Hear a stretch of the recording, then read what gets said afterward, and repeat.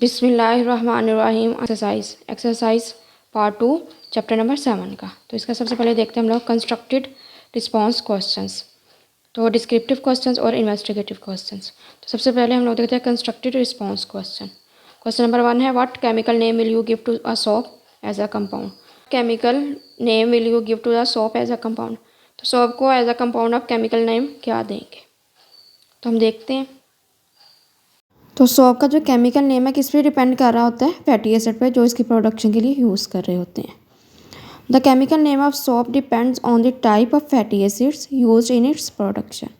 तो उस fatty acid के उस टाइप पे डिपेंड कर रहा था जो इसकी प्रोडक्शन के लिए यूज़ करते हैं उस सोप की। Generally soaps are salts of fatty acid. जो सोप्स हैं वो फैटी एसिड के साल्ट हैं, form by saponification reaction of fats और oils with the strong base NaOH और पोटाशियम हाइड्रोक्साइड या sodium hydroxide.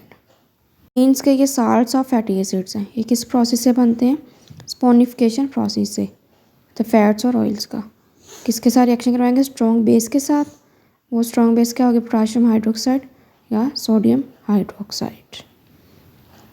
General chemical name of soap. तो general जो केमिकल नेम ऑफ सोप है वो ये है सोडियम और potassium salt of long chain fatty acid. तो सोडियम पोटाशियम के जो साल्ट हैं किसके, लॉन्ग चेन फैटी एसिड के। Example of specific soap compounds क्या है, सोडियम स्टीरेट, क्या फार्मूला है, C17H35 COO Na। Common in solid soaps, जो कि सॉलिड सोप्स में कॉमन है। आगे sodium palmitate, C15H31 COO Na found in many bar soaps. Third है potassium oleate, C17H33 COO found in liquid soap. तो ये इन सोप में पाया जाता है, ये लिक्विड सोप में पाया जाता है पोटाशियम ओलिएट। सेकंड क्वेश्चन है in the presence of a drop of an acid water is known to ionize as follows. ठीक है, एसिड के प्रेजेंस में वाटर आयोनाइज हो गया, वाटर प्रोटॉन में और हाइड्रोक्सिल आयन में। In your opinion which name will be suitable for water and acid और बेस और बोथ। के लिहाज वो कह रहे हैं कि हमारे ओपिनियन के लिहाज से वाटर का सूटेबल नेम बताएं, एसिड है बेस है या दोनों है। इन योर ओपिनियन, हमारे ओपिनियन के लिहाज से वो कह रहे हैं कि वाटर का सूटेबल नेम बताएं, एसिड है बेस है या दोनों है। तो in the presence of a drop of an acid water behaves as a base. तो एसिड के ड्रॉप के प्रेजेंस में जो वाटर है वो एज अ बेस बिहेव कर रहा है। तो इसकी एक्सप्लेनेशन क्या है, according to Bronsted Lowry concept a base is a substance that accept a proton. Bronsted Lowry concept के मुताबिक बेस वो सब्सटेंस है जो कि प्रोटॉन एक्सेप्ट करता है। तो when an acid for example HCl is added to a water, HCl को जब वाटर में ऐड करें तो एसिड डोनेट्स हाइड्रोजन आयन या proton and water accept them to form hydronium ion या हाइड्रोक्सोनियम आयन। तो जो एसिड है वो जब वाटर में ऐड करेंगे तो एसिड जो है वो प्रोटॉन देते हैं और वाटर क्या है एक्सेप्ट करके हाइड्रोनियम आयन हाइड्रोक्सोनियम आयन में कन्वर्ट हो जाता है। तो इस लिहाज से ये बेस है। तो ये रिएक्शन है, जब वाटर में प्रोटॉन ऐड करेंगे तो ये हाइड्रोक्सोनियम आयन में या हाइड्रोनियम आयन में कन्वर्ट हो जाएगा। Since water accept a proton it acts as a Bronsted Lowry base in this reaction. तो वाटर प्रोटॉन को एक्सेप्ट कर रहा है, तो इस रिएक्शन में ब्रॉन्स्टेड-लोरी के मुताबिक ये बेस बिहेव कर रहा है इन दिस रिएक्शन में। Conclusion, water behaves as a base when an acid is added to it. तो वाटर जो है वो एज अ बेस बिहेव कर रहा होता है जब उसमें एसिड ऐड करते हैं। ब्रॉन्स्टेड-लोरी बेस के तौर पे बिहेव कर रहा होता है वाटर, क्योंकि ये प्रोटॉन एक्सेप्ट करने की एबिलिटी रखता है। आगे question number 3, why does sodium carbonate behave like a base in water. Sodium carbonate जो वाटर के अंदर एज अ बेस बिहेव क्यों करता है, तो ये हम लोग देखते हैं। तो उन लोगों ने हमसे पूछा हुआ है कि जो सोडियम कार्बोनेट है वाटर में एज अ बिहेव क्यों शो करती है। तो जो सोडियम कार्बोनेट है बिहेव्स लाइक अ बेस इन अ वाटर। जो सोडियम कार्बोनेट है वाटर में एज अ बेस बिहेव करती है because it undergoes hydrolysis producing hydro oxide ion. तो ये जब हाइड्रोलिसिस में जाती है तो हाइड्रो ऑक्साइड आयन्स प्रोड्यूस करती है which increase the pH of solution, जो कि सोल्यूशन की pH को इंक्रीज कर देती है। इसकी एक्सप्लेनेशन क्या है, डिसोसिएशन इन वाटर। तो जो डिसोसिएशन इन वाटर है, sodium carbonate dissolves in water. Sodium carbonate को जब वाटर में डिसॉल्व करें तो in breaking into sodium ion and carbonate ion. तो जब वाटर में डिसॉल्व करें तो ये ब्रेक डाउन हो जाता है सोडियम आयन में और कार्बोनेट आयन में। ये नीचे इक्वेशन में दिखाया गया है। जो सोडियम कार्बोनेट है ये 2 सोडियम के आयन्स में और 1 कार्बोनेट के आयन में ब्रेक डाउन हो गया है। तो आगे जो फर्दर प्रोसेस है वो हम लोग देखते हैं। Hydrolysis of carbonate ion. तो जो कार्बोनेट आयन बना है इसकी अब हाइड्रोलिसिस करेंगे। The carbonate ion reacts with water forming bicarbonate and hydroxide ion. तो जो कार्बोनेट आयन बना है सोडियम कार्बोनेट से वो अब वाटर के साथ रिएक्ट करेगा, बाइकार्बोनेट बना देगा और हाइड्रोक्साइड आयन बना देगा। तो जो इक्वेशन है इसमें कार्बोनेट जो है CO3 -2 plus water give us, जो रिवर्सिबल रिएक्शन है क्या बना देगा, bicarbonate HCO3 negative plus OH negative. तो इससे क्या होगा, increase in OH negative concentration. तो the presence of OH negative ion makes the solution basic. Conclusion क्या है, since sodium carbonate produces hydroxyl ions या OH negative ions in water, it acts as a weak base and makes the solution alkaline. तो ये as a weak base act कर रही होती है और जो सॉल्यूशन है उसको अल्कलाइन कर बना देती है और pH इंक्रीज कर देती है। आ गया question number 4, is sodium bicarbonate, ये बेकिंग सोडा भी है। सोडियम बाइकार्बोनेट आ बेस और N acid. Sodium bicarbonate acid है या बेस है। जस्टिफाई योर आंसर, अपने आंसर के साथ जस्टिफाई करें। तो जो सोडियम बाइकार्बोनेट है वो इज़ एन एम्फोटेरिक कंपाउंड है, वो एम्फोटेरिक है, meaning it can act as a both a weak base और weak acid depending on the condition. जो सोडियम बाइकार्बोनेट है वो एम्फोटेरिक कंपाउंड है, मतलब वो दोनों तरह एक्ट कर सकते हैं, वीक बेस के तौर पे भी और वीक एसिड के तौर पे भी। ये डिपेंड कर रहा होता है कि कौन सी कंडीशंस यूज़ कर रहे हैं। तो ये एक एम्फोटेरिक कंपाउंड है। तो सबसे पहले देखते हैं sodium bicarbonate as a base in water. Sodium bicarbonate dissociates into sodium ion and bicarbonate ion. मतलब जब सोडियम बाइकार्बोनेट को वाटर में डिसॉल्व करेंगे तो ये डिसोसिएट हो जाएगा सोडियम आयन में और बाइकार्बोनेट आयन में। तो वैसे इसका जो सोडियम बाइकार्बोनेट का दूसरा नाम जो है वो बेकिंग सोडा भी है, जो हम लोग आमतौर पे हम लोग घरों में यूज़ कर रहे होते हैं बेकिंग सोडा के नाम से। The bicarbonate ion can accept a proton. जो बाइकार्बोनेट आयन है वो प्रोटॉन एक्सेप्ट करता है, फॉर्मिंग ए कार्बोनिक एसिड, जो कि कार्बोनिक एसिड बना देता है, which decomposes into carbon dioxide and water, जो कि कार्बन डाइऑक्साइड और वाटर बना देते हैं। देखिए जो नीचे रिएक्शन दिखाया गया है वो बाइकार्बोनेट जो है वो उसे जब प्रोटॉन लेते हैं तो कार्बोनिक एसिड में कन्वर्ट हो जाता है। कार्बोनिक एसिड जो है वो फर्दर कार्बन डाइऑक्साइड और वाटर में कन्वर्ट हो जाता है। तो इससे पता चल रहा है कि ये as a weak base act कर रहा है, मतलब न्यूट्रलाइज कर रहा है एसिड को। तो this reaction shows that sodium bicarbonate can neutralize acids acting as a weak base. तो एसिड को न्यूट्रलाइज करके ये as a weak base behave करवा रहा है। इसका sodium bicarbonate as an acid, जो सोडियम बाइकार्बोनेट है वो एज एन एसिड बिहेव कैसे करते हैं। तो bicarbonate ion can also donate A proton. जो बाइकार्बोनेट आयन है वो प्रोटॉन डोनेट करने की एबिलिटी भी रखता है to form a carbonate ion. Carbonate ion बना देता है in the presence of a strong base की प्रेजेंस में। तो इसमें जो बाइकार्बोनेट आयन है वो प्रोटॉन देता है और साथ कार्बोनेट आयन देता है। तो जो सोडियम बाइकार्बोनेट है वो एज अ वीक एसिड के तौर पर भी बिहेव कर रहा होता है। तो कंक्लूजन क्या है, sodium bicarbonate is amphoteric. Sodium bicarbonate जो वो एम्फोटेरिक है।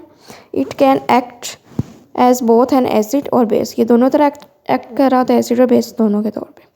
बट इन मोस्ट केसेस में it behaves as a weak base, ये as a weak base act कर रहा होता है बिकॉज इट न्यूट्रलाइजेस एसिड, क्योंकि ये एसिड को न्यूट्रलाइज कर रहा होता है। For example in antacids में और बेकिंग सोडा सोल्यूशन वगैरह में। आगे है question number 5, what is the difference between a strong acid and a concentrated acid. तो हमें बताएं फ़र्क स्ट्रॉन्ग एसिड के दरमियान और कंसनट्रेटेड एसिड के दरमियान। तो सबसे पहले हम देखते हैं कंसनट्रेटेड एसिड। कंसनट्रेटेड एसिड क्या है। तो concentration refers to amount of an acid present in a given volume of solution. जो कंसनट्रेशन है वो डिपेंड किस पे कर रही है, अमाउंट ऑफ एन एसिड पे in a given volume of solution पे। A concentrated acid is an acid, concentrated acid वो एसिड है that has a high concentration of acid molecule, the high concentration of acid molecules की in a solution में। For example concentrated hydrochloric acid might have a high percentage of HCl dissolved in a solution। जो concentrated HCl है, hydrochloric acid है, वो high percentage of HCl dissolve in ना water, मतलब water में उसकी high percentage होगी। तो it does not necessarily mean that acid is strong, तो इसका ये मतलब नहीं है कि एसिड स्ट्रॉन्ग है। It only means there is a large amount of acid in a solution, इसका मतलब ये है कि सोल्यूशन में लार्ज अमाउंट है एसिड की। आगे देखते हैं strong acid. A strong acid is an acid that dissociate completely in water. Strong acid वो एसिड है जो कि कम्प्लीटली डिसोसिएट हो जाए वाटर में, meaning it releases all of its hydrogen ions, मतलब कि वो अपने तमाम जो हाइड्रोजन आयन है वो रिलीज़ कर दे जब डिज़ोल्व हो, व्हेन डिज़ोल्व, जब वो डिज़ोल्व हो। तो उसके पास जितने भी हाइड्रोजन आयन है वो रिलीज़ कर दे, मतलब कम्प्लीटली डिसोसिएट हो जाए, तो उसे तब जाके बोलेंगे हम ये कि स्ट्रॉन्ग एसिड है, मतलब स्ट्रॉन्ग एसिड बिहेव कर रहा है। तो एग्जाम्पल ऑफ स्ट्रॉन्ग एसिड्स क्या हैं? हाइड्रोक्लोरिक एसिड है, सल्फ्यूरिक एसिड है एंड नाइट्रिक एसिड है। They completely ionize in water form hydrogen ion, तो ये कम्प्लीटली वाटर में आयोनाइज हो जाते हैं और हाइड्रोजन आइंस बनाते हैं। HCl, H2SO4, HNO3, ये सारे मिनरल एसिड्स हैं। H2SO4 को तो किंग ऑफ केमिकल्स कहते हैं, और जो अमोनिया है उसे क्वीन ऑफ केमिकल्स कहते हैं, और जो नाइट्रिक एसिड है इसे क्वीन ऑफ एसिड्स बोलते हैं, मतलब अमोनिया को क्वीन ऑफ केमिकल्स और जो नाइट्रिक एसिड है इसे queen of acids. A strong acid can be concentrated और diluted depending upon how much is dissolve in water. जो स्ट्रॉन्ग एसिड है वो कंसनट्रेटेड भी हो सकता है, डाइल्यूट भी हो सकता है, डिपेंड कर रहा होता है कि वाटर में कितनी अमाउंट इसकी डिजॉल्व की है। तो की डिफरेंसेस क्या है? Concentration relates to the amount of an acid in a solution. जो कंसनट्रेशन है वो एसिड के अमाउंट पे डिपेंड कर रही होती है, रिलेट कर रही होती है सोल्यूशन में कितनी ली है। वाइल जो स्ट्रेंथ है refers to how completely an acid dissociate into ions in water. जो स्ट्रेंथ है वो डिपेंड कर रही होती है कि जो एसिड है वो कितना डिसोसिएट हुआ है वाटर में। A solution can be concentrated but weak acid, जो सोल्यूशन है वो कंसनट्रेटेड हो सकता है वीक एसिड का भी, जिस तरह एस्ट्रिक एसिड है, इसका मतलब हाई अमाउंट लेंगे तो वाटर में तो ये कंसनट्रेटेड होगा, और डाइल्यूट भी हो सकता है कैसे, वो इसका स्ट्रॉन्ग एसिड का, और it can be diluted but strong hydrochloric acid. अब ये स्ट्रॉन्ग है, इससे वाटर इसमें ज़्यादा ऐड कर देंगे तो ये डाइल्यूट हो जाएगा। In short a strong acid is one that ionize completely in solution. जो स्ट्रॉन्ग एसिड है वो एसिड है जो कि कम्प्लीटली आयोनाइज हो जाए सोल्यूशन में, जबकि जो कंसनट्रेटेड एसिड है वो मतलब उसकी हाई अमाउंट हो सोल्यूशन में, तो उसे बोलेंगे कंसनट्रेटेड एसिड। आगे है descriptive question. Explain Arrhenius concept of acids and bases. तो ये सारा आपने एक्सप्लेन करना है कि पहले आर्हेनियस कॉन्सेप्ट जो है वो एसिड के लिहाज से बता देना है, बेसिस के लिहाज से बता देना है, वो सारा ये टॉपिक आ जाएगा आर्हेनियस एसिड और बेस वाला। सारा टॉपिक आर्हेनियस बेस एसिड और बेस ये सारा आ जाएगा। सबसे पहले तो आप लोगों ने आर्हेनियस एसिड और बेस की डिफाइन लिखनी है, और फिर बाद में आप लोगों ने उनकी एग्जांपल लिखनी है और आगे सारी डिटेल बतानी है। फिर आगे question number 2, compare the Arrhenius and Bronsted Lowry concepts of acid and base. अब आर्हेनियस के कॉन्सेप्ट को और ब्रोंज़-टेलुरी कॉन्सेप्ट को कंपेयर करें, एसिड और बेसिस दोनों को सेपरेट। तो ये हम लोग देखते हैं। तो comparison of Arrhenius and Bronsted Lowry theories देखते हैं। सबसे पहले एसिड की डिफाइन देखते हैं आर्हेनियस थ्योरी के मुताबिक।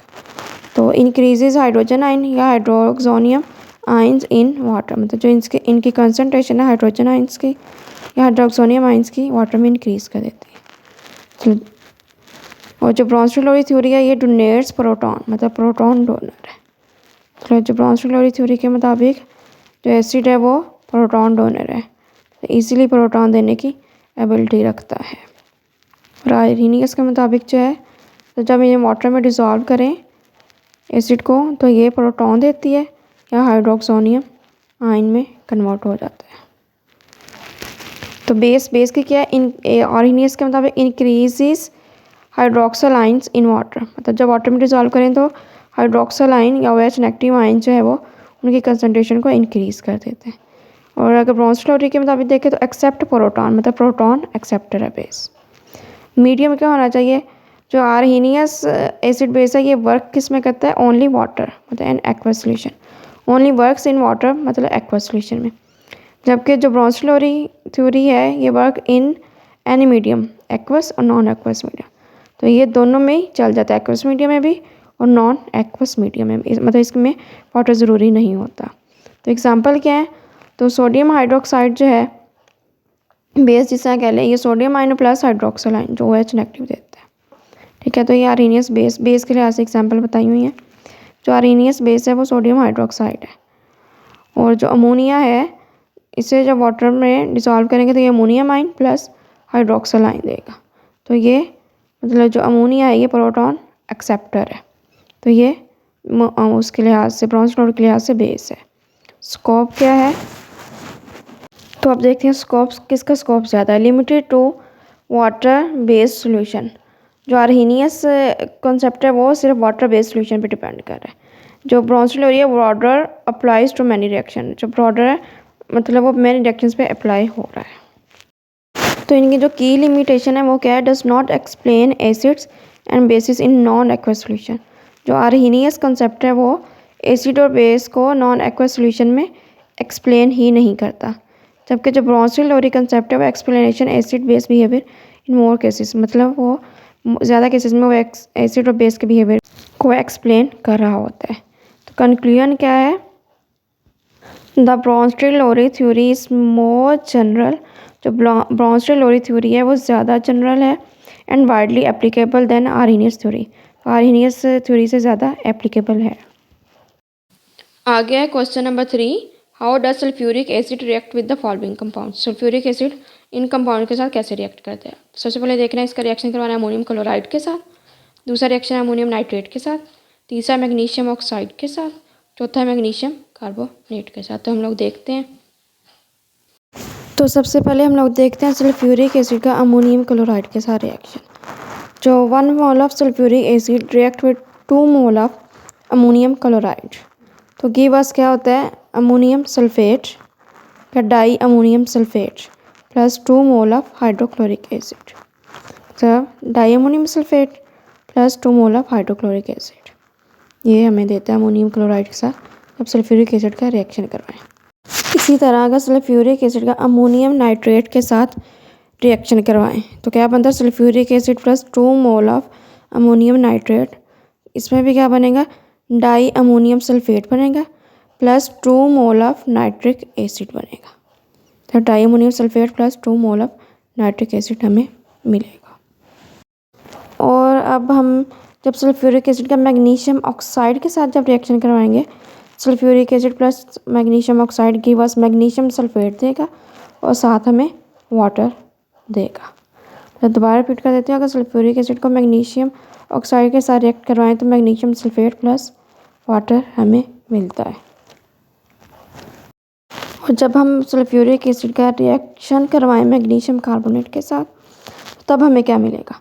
तो सल्फ्यूरिक एसिड को मैग्नीशियम कार्बोनेट के साथ जब रिएक्ट करवाएंगे तो magnesium sulphate plus water plus carbon dioxide gas, मतलब कार्बन डाइऑक्साइड गैस इवॉल्व हो जाएगी, साथ वाटर मिलेगा और साथ मैग्नीशियम सल्फेट मिलेगा जब मैग्नीशियम कार्बोनेट का सल्फ्यूरिक एसिड के साथ रिएक्ट करवाएं। आगे है question number 4, what happens when a base reacts with the non metallic oxide. क्या होगा जब बेस रिएक्ट करेगी नॉन मेटालिक ऑक्साइड के साथ? What do you infer about the nature of non metallic oxide. तो फिर आप क्या अंदाज़ा लगाएंगे कि नॉन मेटालिक ऑक्साइड की नेचर क्या है? तो ये हम लोग देखते हैं। Reaction of base with non metallic oxide. जो non metallic oxide are acidic in nature, वो एसिडिक इन नेचर होते हैं। When they react with base they form a salt and water. जब ये बेस के साथ रिएक्ट करेंगे तो ये सॉल्ट और वाटर बना देंगे। Similar to an acid base neutralization reaction. तो बिल्कुल ऐसे ही है जैसे एसिड बेस न्यूट्रलाइजेशन रिएक्शन है। तो इनका जनरल रिएक्शन क्या है? Base plus non metallic oxide give us salt plus water, मतलब बेस नॉन मेटालिक ऑक्साइड के साथ मिलकर साल्ट और वाटर बना देते हैं। तो इनका ये रिएक्शन है। इसकी एग्जांपल्स क्या है? Reactions of sodium hydroxide with carbon dioxide.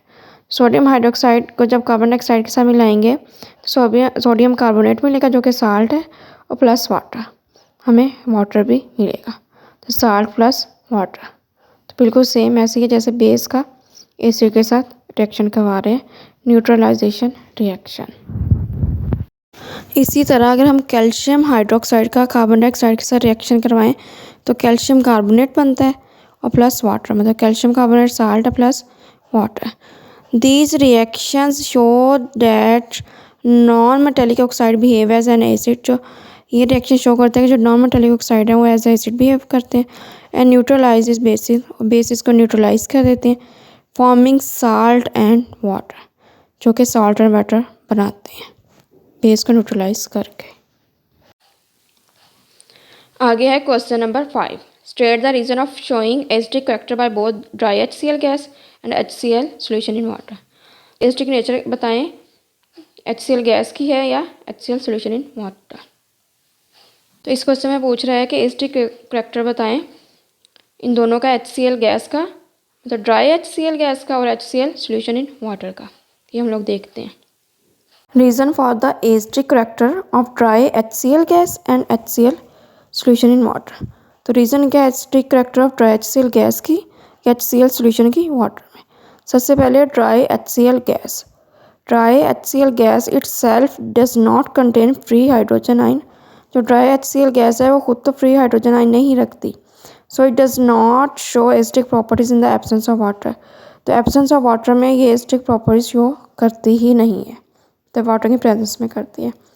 However, when it comes in contact with moisture, जब ये मॉइस्चर के साथ कांटेक्ट करती है, मतलब वाटर वेपर्स के साथ या वेट सर्फेसिस के साथ, ये डिज़ोल्व हो जाती है और आयनाइज हो जाती है, फॉर्मिंग हाइड्रोनियम आइंस या हाइड्रोक्सोनियम आइंस में, which are responsible for acidity, जो कि एसिडिटी का रिस्पॉन्सिबल है। That is why dry HCl does not turn dry litmus paper red, मतलब जो HCl है वो लिटमस पेपर को रेड नहीं करता, but turn moist litmus paper red, क्योंकि जो मॉइस्ट है उसको वो लिटमस पेपर को रेड कर देती है।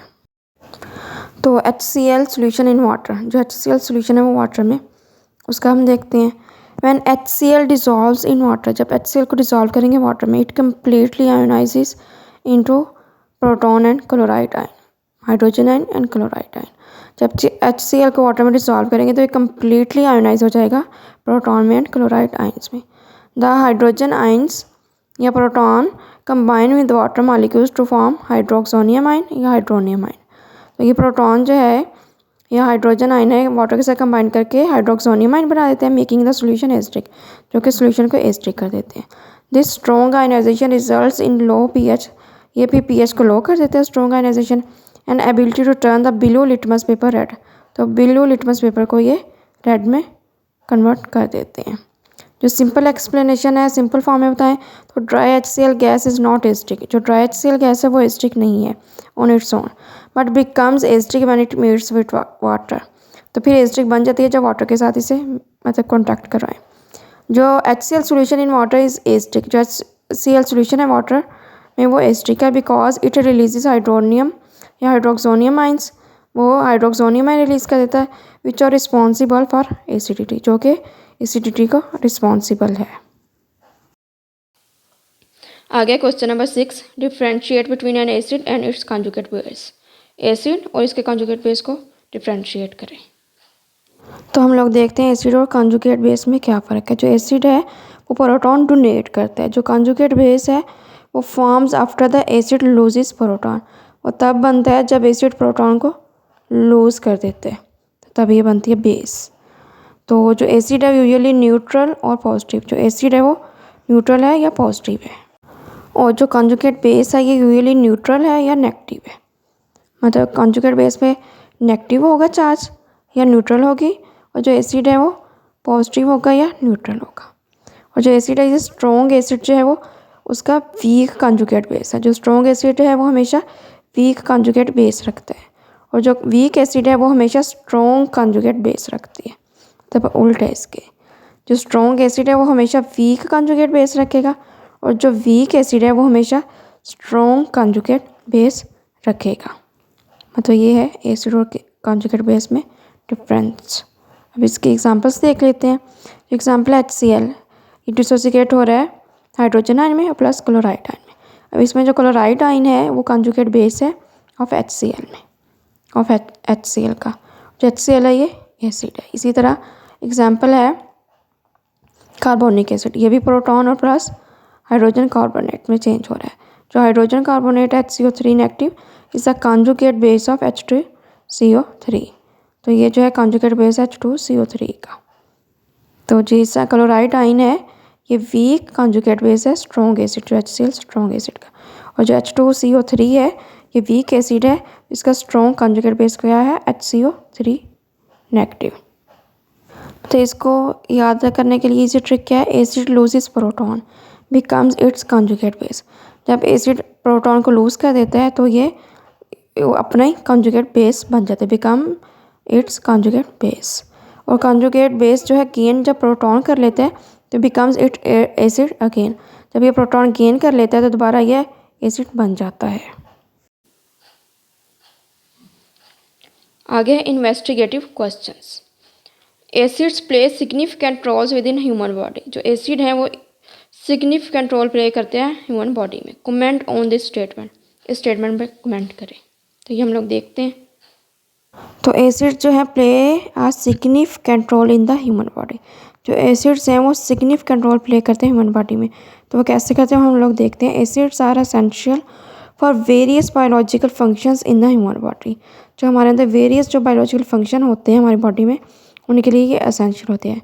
सम key roles include digestion, gastric acid HCl, the stomach secretes hydrochloric acid. जो स्टमक है वो हमारा सीक्रेट्स करता है hydrochloric acid to break down food and kill harmful bacteria. Food की ब्रेक डाउन करने के लिए और बैक्टीरिया को जो है वो उसको किल करने के लिए, जो हार्मफुल बैक्टीरिया उनको किल करने के लिए। It helps activate digestive enzymes like pepsin which aids in protein digestion। तो ये जो है ये इंजाइम को एक्टिवेट करने में हेल्प कर रहा होता है। डाइजेस्टिव इंजाइम लाइक जैसा पेप्सिन है जो कि हेल्प करता है प्रोटीन की डाइजेशन में। तो ये हेल्प भी कर रहा होता है प्रोटीन की डाइजेशन वगैरह में। और ये जो है फूड के ब्रेकडाउन में भी हेल्प कर रहा होता है और हार्मफुल बैक्टीरिया को किल करने के लिए भी यूज़ कर रहे होते हैं। और सेलुलर रेस्पिरेशन जिसमें carbonic acid H2CO3। Carbonic acid help maintain blood pH, ये हमारी ब्लड की जो pH है उसको मेंटेन करते हैं by balancing carbon dioxide level, जो कार्बन डाइऑक्साइड के बैलेंस को लेवल करके। It plays a crucial role in bicarbonate buffer system which regulates acid base balance.